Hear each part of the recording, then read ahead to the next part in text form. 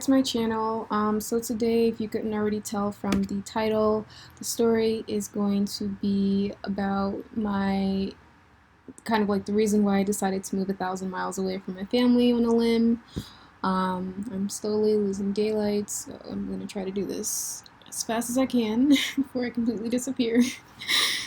So let's just get so this all started about, let's go back to the summer of 2016.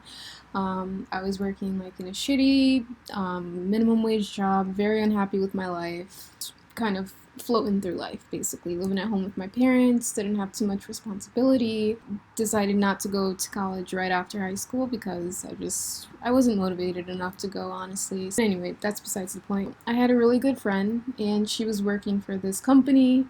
I honestly knew nothing about the company before I started working there. I've never heard of them before. We were just talking about our jobs, comparing them, and I was like, oh, I hate my job so much, I wish I could leave. And she was like, oh, I like my job, I just started this new job, it's okay, I'm making money, and basically at the end of the conversation, I just decided to quit my shitty job and go start working with her. I'm not going to get into like the specifics of the job because I found out that it was a scam, and I'm a little bit embarrassed about that, so anyway.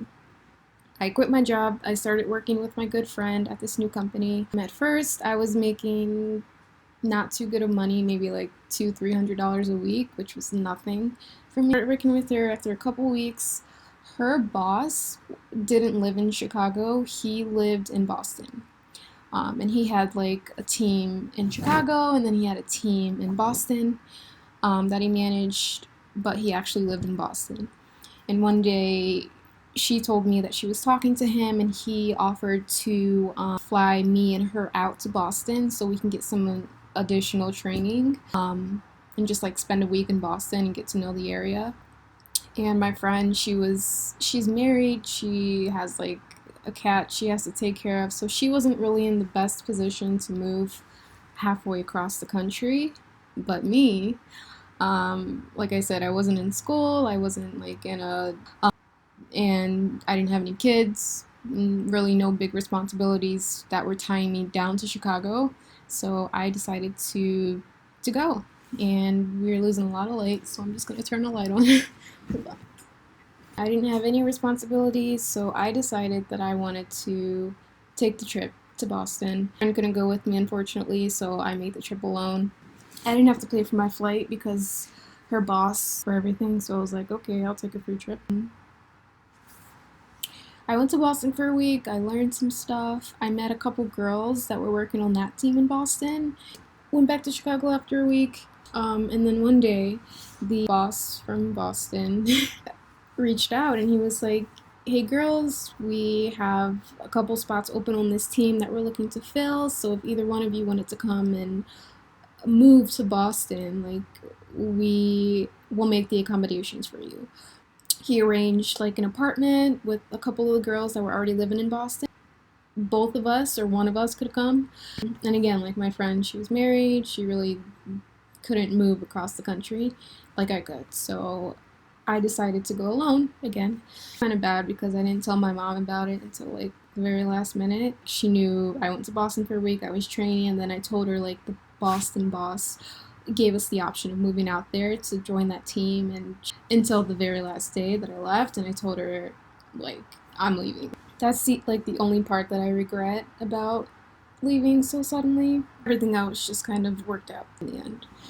But yeah, so the day that I left to Boston, I packed all of my stuff that I was planning to take with me. I decided to take my car with me because I didn't want to go through the whole process of selling my car. I decided to pack my car and drive for the 18 hours to Boston.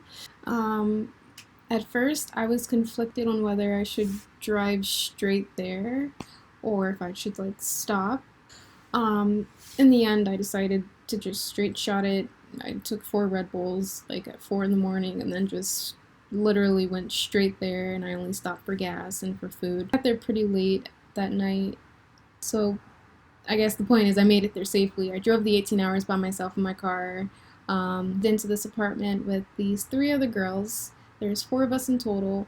It was a 2-bedroom, 2-bathroom apartment, and 2 girls were in each room. And the only thing I didn't like about it was that I didn't personally know any of the girls. So kind of leads into like the second part of this video where I explain the horror story I had living with those girls.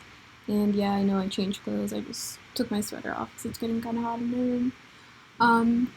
But yeah, so I'll leave the link down below for the next video about the horror story I guess I had with I was living in that apartment with those girls that I didn't know I was meeting for the first time. Comments, please leave one down below. Please subscribe to my channel, and I hope you guys can learn from my experiences and my mistakes that I made so you don't make the same mistakes. And I hope you have a good night. So peace out. Here's the peace.